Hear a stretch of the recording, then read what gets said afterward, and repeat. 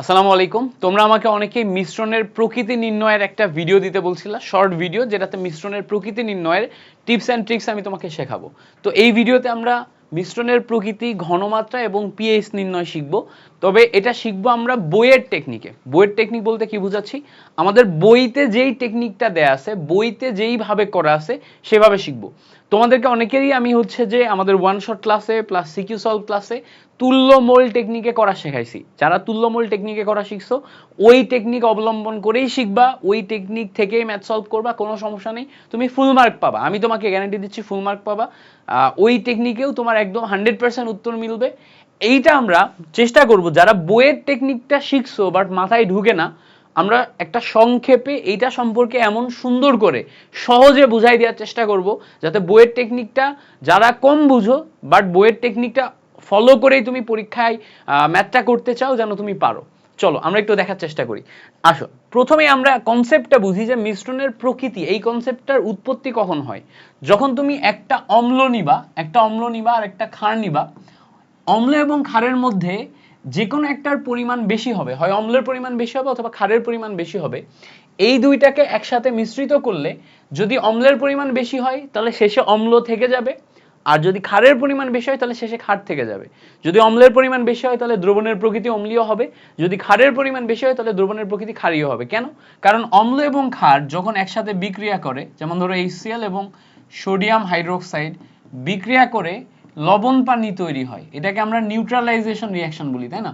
তো লবণ পানি তৈরি হলে দ্রবণের প্রকৃতিও তো তোমার হচ্ছে যে তখন হচ্ছে পিএইচ এর মান 7 হয়ে যাবে। তখন তো আর আমি কাউকে অম্লীয় বা ক্ষারীয় বলতে পারবো না। তো অম্লীয় বা ক্ষারীয় তখনই হবে যখন কোনো একটার পরিমাণ বেশি হবে, যেটার পরিমাণ বেশি হবে সেটা দ্রবণে থেকে যাবে, ওইটার উপর ডিপেন্ড করে তোমার দ্রবণের প্রকৃতি নির্ণয় হবে। এখন দেখো এই যে দ্রবণের প্রকৃতি নির্ণয় করার সিস্টেম, এইটা তুমি বইয়ের প্রক্রিয়ায় শিখতে গেলে তোমাকে একটা স্পেশাল জিনিস খেয়াল করতে হবে। সেটা কি? আমরা লঘুকরণ সূত্রে S1V1 is equals to S2V2 শিখছিলাম, তাই না? মনে করে দেখো এটা শিখছিলাম। এবার খেয়াল করো, যদি এই S1V1 আর S2V2 এটার ভিতরে এই জায়গাতে যে মানটা দেয়া আছে, খেয়াল করো 200 ml আর 0.5 মোলারিটি, এটা যদি S1V1 এর মান হয়, এটা যদি S1V1 এর মান হয়, তাহলে এই জায়গাতে একটা জিনিস মনে রাখবা, S2 এর মান তুমি সবসময় 1 মোলারিটি ধরবা।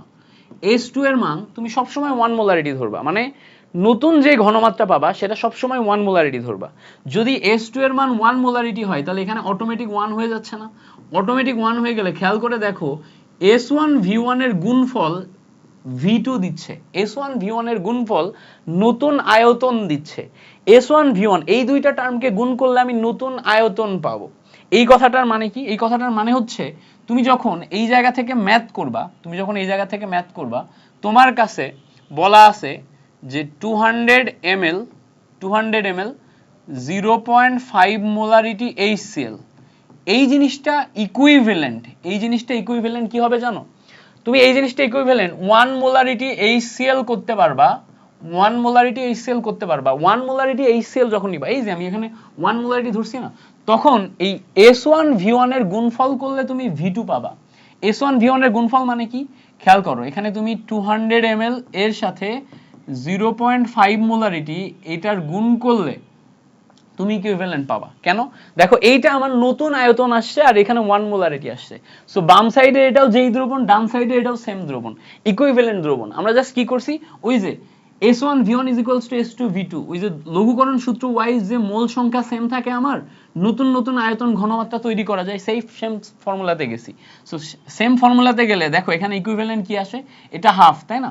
তাহলে 200 ইনটু হাফ মানে হচ্ছে 100 ml, 200 ইনটু হাফ মানে হচ্ছে 100 ml, 100 ml 1 মোলারিটি HCl, এটা আসতেছে না? ক্যালকুলেটর দিয়ে করো, 200 ইনটু 0.5 মানে কি 100 ml, তো 100 ml 1 মোলারিটি HCl। তাহলে বুঝতে পারছো এই জায়গাতে এটা আসলে কেন হয়? তুমি যখনই ঘনমাত্রাকে 1 মোলারিটি ধরে নিচ্ছ, এইটাকে 1 মোলারিটি ধরে নিচ্ছ, তখনই S1V1 এই দুইটার গুণফল আসলে তোমার V2 বানায়, মানে নতুন আয়তন বানায়। তাহলে আমি প্রথম লাইনের ইকুইভ্যালেন্ট বানাই ফেললাম। এবার আমি দ্বিতীয় লাইনে আসি।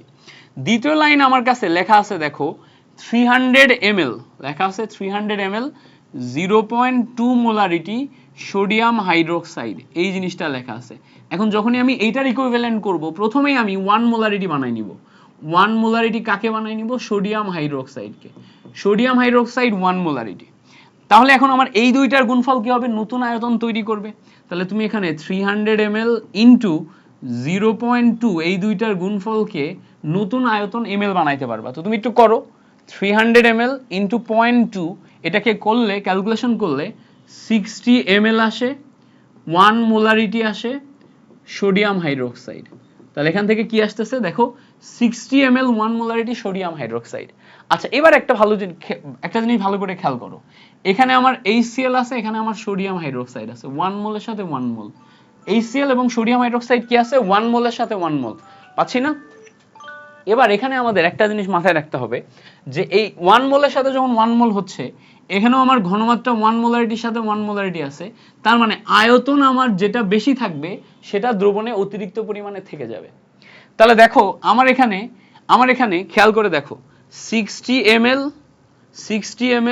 1 মোলারিটি সোডিয়াম হাইড্রোক্সাইড, সেম ভাবে 60 ml 1 molarity sodium hydroxide, 60 ml 1 molarity HCl কে প্রশমিত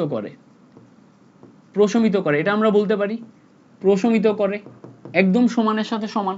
তাহলে সমানের সাথে সমান হলে তাহলে দ্রবণে যেহেতু 60 ml 1 মোলারিটি HCl প্রশমিত হয়ে যাচ্ছে, তাহলে দ্রবণে অতিরিক্ত HCl থাকে, কি থাকে দেখো তো, প্রশমনের পর দ্রবণে অতিরিক্ত HCl থাকবে, অতিরিক্ত HCl থাকবে, কত থাকবে বলো, 100 ml মাইনাস 60 ml, তাই না? দেখো এখানে 100 এখানে 60, তাহলে হচ্ছে আমার এখানে থাকবে হচ্ছে 40 ml। তাহলে দেখো দ্রবণে অতিরিক্ত HCl থাকবে 40 ml 1 মোলারিটি HCl।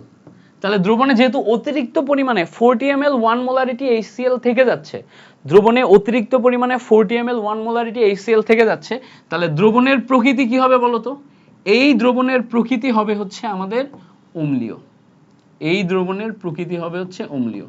তাহলে যখনই আমার দ্রবণের প্রকৃতি নির্ণয় করতে বলছে, আমি এই লাইন পর্যন্ত লেখার পরে বলে দিতে পারবো দ্রবণের প্রকৃতি কি, দ্রবণের প্রকৃতি হচ্ছে অম্লীয়।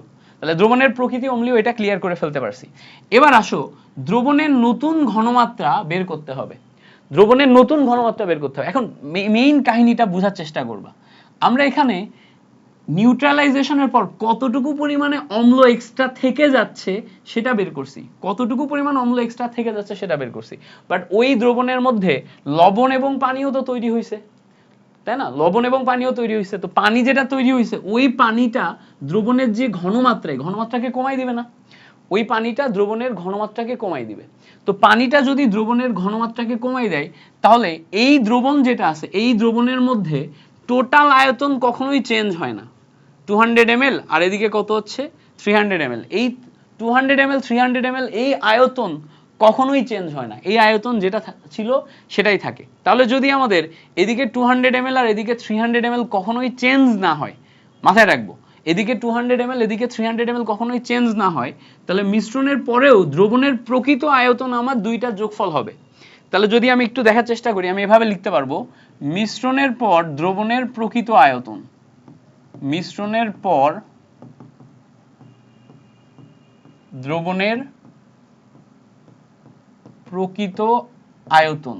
তাহলে প্রকৃত আয়তন কত আসবে, আগে ছিল আমার 200 ml, পরে হইছে আমার 300 ml, দুইটা মিলে ক্যালকুলেশন করলে আমি 500 ml পাচ্ছি। এটা হচ্ছে মিশ্রণের পর দ্রবণের প্রকৃত আয়তন। আচ্ছা প্রকৃত আয়তন যদি পাই, প্রকৃত আয়তন থেকে প্রকৃত ঘনমাত্রা পাবো, তাই না? জিনিসটা এরকম, ওই যে S1 V1 is equals to S2 V2, যদি এখানে আমার প্রকৃত আয়তনটা হচ্ছে V2 হয়, সেটা কত 500 ml, তাহলে এখান থেকে আমি প্রকৃত ঘনমাত্রা পাবো S2।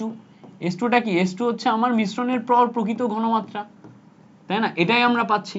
আচ্ছা তাহলে এবার খেয়াল করো S1 এর ভ্যালু কত পাবো, S1 এর ভ্যালু অলরেডি আমরা এখানে 1 মোলারিটি পাইছি, আগের ঘনমাত্রা 1 মোলারিটি পাইছি। V1 এর ভ্যালু কত পাবো, V1 এর ভ্যালু পাবো আমরা 60 ml, কারণ এই দুইটাই তো আমার দ্রবণের ঘনমাত্রাকে ডিফাইন করতেছে, তাই না? এই দুইটাই আমার দ্রবণের ঘনমাত্রাকে ডিফাইন করতেছে, বাট আমরা টোটাল আয়তনকে অবহেলা করতে পারবো না, কারণ কি ওই পানি যেটা তৈরি হচ্ছে ওটাও দ্রবণের মধ্যে থেকে যাচ্ছে, তাহলে দেখো এই আয়তনকে আমি অবহেলা যেহেতু করতে পারতেছি না, তাহলে এই আয়তনের সাপেক্ষে আমি প্রকৃত আয়তন পাবো, বাট আসলে ঘনমাত্রা ডিফাইন করবে এই দুইটা। তাহলে এই দুইটা যদি ডিফাইন করে, এই দুইটার মোল যদি আমার দ্রবণের মধ্যে থেকে যায়, তাহলে আমি এখানে লিখতে পারতেছি দেখো 1 × 60 ml ইজ ইকুয়াল টু, ওদিকে দেখো 500 ml × S2। তাহলে এখান থেকে দ্রবণের প্রকৃত ঘনমাত্রা S2 ইজ ইকুয়ালস টু, আমার রেজাল্ট আসে উপরে 60 নিচে 500। তাহলে উপরে 60 নিচে 500 ক্যালকুলেশন করো, ক্যালকুলেশন করলে তোমার রেজাল্ট আসবে হচ্ছে 0.12 মোলারিটি। এই 0.12 মোলারিটি এটা হচ্ছে দ্রবণের তাহলে ঘনমাত্রা। তাহলে প্রথমে প্রকৃতি দেখলাম, প্রকৃতি পাইলাম হচ্ছে অম্লীয়, ঘনমাত্রা পাইলাম হচ্ছে 0.12 মোলারিটি। আচ্ছা, অম্লীয় প্রকৃতির হইলে ঘনমাত্রা যদি 0.12 মোলারিটি হয়, অ্যাকচুয়ালি এটা হাইড্রোজেন প্লাস আয়নের ঘনমাত্রা নির্দেশ করতেছে। তো হাইড্রোজেন প্লাস আয়নের ঘনমাত্রা নির্দেশ করলে এখান থেকে যখন আমি পিএইচ বের করব, তখন minus log of hydrogen plus আয়নের ঘনমাত্রা আসবে। তাহলে minus log of hydrogen plus আয়নের ঘনমাত্রা আসা মানে মাইনাস লগ অফ 0.12। তাহলে এটা ক্যালকুলেশন করো, মাইনাস লগ অফ 0.12 ক্যালকুলেশন করলে দেখো এখান থেকে আমার পিএইচ আসে হচ্ছে 0.92। এটা আসে হচ্ছে আমার পিএইচ। তাহলে এই হচ্ছে আমি শেষ পর্যন্ত দ্রবণের পিএইচ পাইছি। ক্লিয়ার করতে পারছি?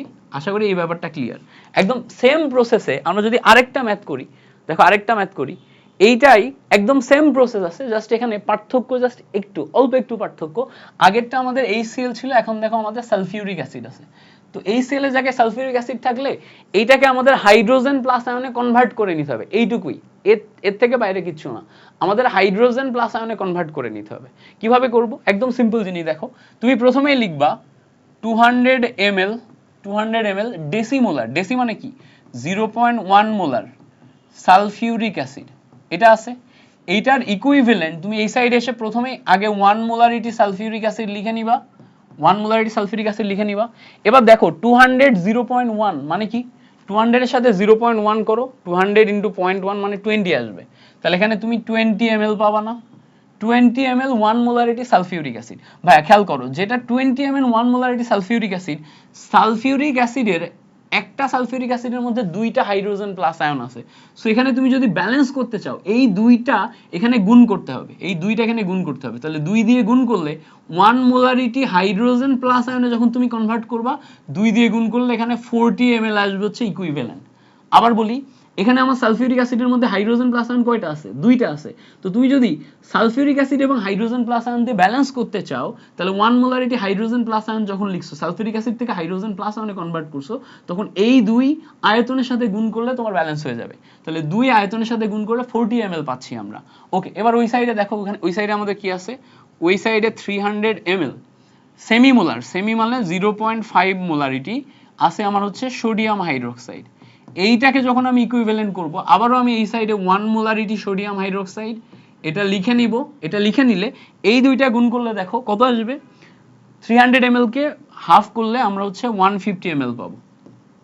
150 ml 1 মোলারিটি সোডিয়াম হাইড্রোক্সাইড। তো এইটাকে এখন তুমি যদি সোডিয়াম হাইড্রোক্সাইডকে, এখানে যেহেতু হাইড্রোজেন প্লাস আয়ন লিখছে, এখানে যদি হাইড্রোক্সিল মাইনাস আয়নে রূপান্তর করার চিন্তা করো, তাহলে দেখো এখানে একটাই হাইড্রোক্সিল মাইনাস আয়ন আছে, তার মানে এখানে সরাসরি তুমি লিখে দিতে পারবা 150 ml 1 molarity hydroxyl minus ion.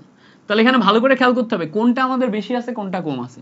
যেহেতু আমাদের খেয়াল করলে দেখবা এটার সাথে এটার সাথে এটা মিল আছে, 40 ml কম আর 150 ml বেশি, 150 ml বেশি, তাহলে 40 ml এর সাথে 40 ml প্রশমিত হয়ে যাবে। তাহলে অতিরিক্ত হাইড্রোক্সিল মাইনাস আয়নের পরিমাণ কত হবে খেয়াল করে দেখো, দ্রবণে অতিরিক্ত হাইড্রোক্সিল মাইনাস আয়নের পরিমাণ কতটুকু হবে? অতিরিক্ত হাইড্রোক্সিল মাইনাস আয়ন হবে হচ্ছে 150 মাইনাস 40, এটা ক্যালকুলেশন করলে 110 ml 1 molarity hydroxyl minus ion, এটা হবে হচ্ছে আমার অতিরিক্ত। এই অংশটা আমার অতিরিক্ত থাকবে। তাহলে এই অংশটা যদি অতিরিক্ত থাকে, খেয়াল করো, এই অংশটা যদি অতিরিক্ত থাকে, এইটার উপর ডিপেন্ড করে এখন আমি দ্রবণের প্রকৃতি বলে দিতে পারবো। তাহলে হাইড্রোক্সিল মাইনাস আয়ন অতিরিক্ত হলে দ্রবণটি ক্ষারীয় বলা যায় না, দ্রবণটি ক্ষারীয় বলে দিলাম, দ্রবণটি ক্ষারীয়। এখন দ্রবণটি যদি ক্ষারীয় হয়, এখান থেকে আমার দ্রবণের ঘনমাত্রা বের করতে হবে। দ্রবণের ঘনমাত্রা বের করতে গেলে দ্রবণের প্রকৃত আয়তন লাগবে। প্রকৃত আয়তন কত? প্রকৃত আয়তন হচ্ছে 500 ml, তাই না? প্রকৃত আয়তন কত? প্রকৃত আয়তন যোগ করলে দেখো 300 আর 200 মিলে হচ্ছে 500 ml। তাহলে দেখো প্রকৃত আয়তন যদি 500 ml হয়, তাহলে আমি এখন প্রকৃত ঘনমাত্রা S ইজ ইকুয়ালস টু নিচে পাবো প্রকৃত আয়তন 500 ml, উপরে পাবো হচ্ছে ওই যে S1V1 মানে 110 ml ইন্টু 1। ক্যালকুলেশন করলে খেয়াল করো, উপরে 110 ডিভাইডেড বাই নিচে 500, ক্যালকুলেশন করলে কত আসে হচ্ছে 0.22 মোলারিটি। এই যে 0.22 মোলারিটি আসলো, এটা কিসের?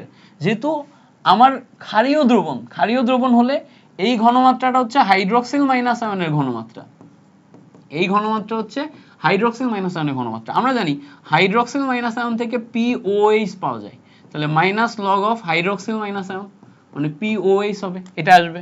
তাহলে খেয়াল করো মাইনাস লগ অফ 0.22, এটা ক্যালকুলেশন করলে আমার POH এর ভ্যালু আসে হচ্ছে 0.657।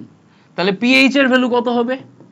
14 মাইনাস POH, 14 মাইনাস POH মানে কি 14 থেকে 0.657, এটা বাদ দাও। তাহলে 14 মাইনাস অ্যান্সার ক্যালকুলেশন করলে দেখো 13.34 আসে। তাহলে এই হচ্ছে আমাদের টেকনিক, এই হচ্ছে টেকনিক।